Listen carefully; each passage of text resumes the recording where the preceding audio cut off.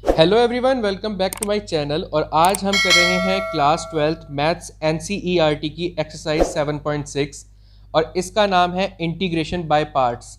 ये जो मेथड है इंटीग्रेशन बाय पार्ट्स, इसके लिए आपको समझना होगा कि आपको दो फंक्शंस दिए होंगे u और v की फॉर्म में, और उनके बीच में डॉट यहाँ पर लगा होगा, मतलब उनकी मल्टीप्लिकेशन हो रही होगी।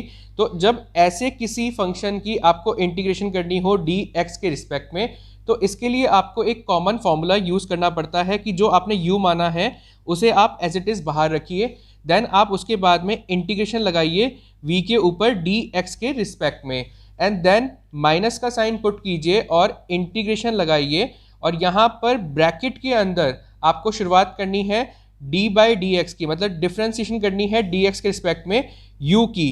तो यहाँ पर ये हो जाएगा du बाई डी एक्स। फिर आप इंटीग्रेशन लगाएंगे और यहाँ पर इंटीग्रेशन करेंगे आप v की dx के रिस्पेक्ट में।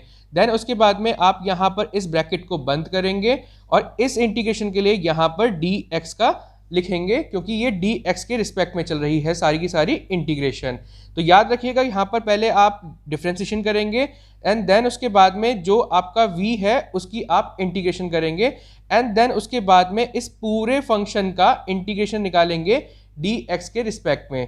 तो थोड़ा सा हो सकता है आपको कंफ्यूजिंग लग रहा हो, थोड़ा कोशिश कीजिए और बाकी आप जब क्वेश्चंस को प्रैक्टिस करेंगे तो आपको और ज़्यादा क्लियर हो जाएगा।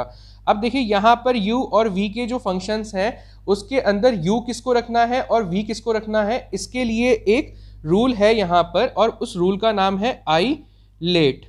ठीक है, तो ये एक कॉमन रूल है जिसे हम फॉलो करते हैं कि u किसको रखना है और v किसको रखना है।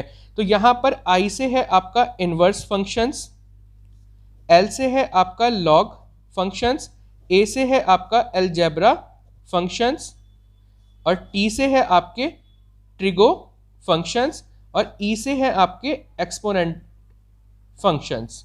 ठीक है, तो देखिए यहाँ पर इनवर्स वाले क्या होते हैं, आपको पता ही है कि जैसे साइन इनवर्स x हुआ या कॉस इनवर्स x हुआ, लॉग आप जानते ही हैं, अलजेब्रा क्या होता है, वही x रखने वाली चीज़ें, और ट्रिगो तो आपको पता ही है कि साइन x और कॉस x वाले जो फंक्शंस होते हैं उनको रखते हैं यहाँ पर।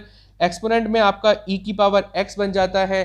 तो देखिए यहाँ पर आपको हमेशा याद रखना है कि जो चीज़ पहले आ रही है, जैसे अगर सपोज कीजिए इनवर्स और अलजेब्रा के बीच में आपको क्या करना है, u और v लगाना है, तो याद रखिएगा कि हमेशा इनवर्स अगर पहले आ रहा है तो आप u मानेंगे इनवर्स को और अलजेब्रा को मानेंगे v।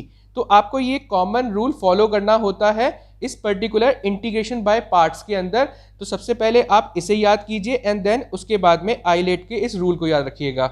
चलिए पहला क्वेश्चन अटेम्प्ट करते हैं।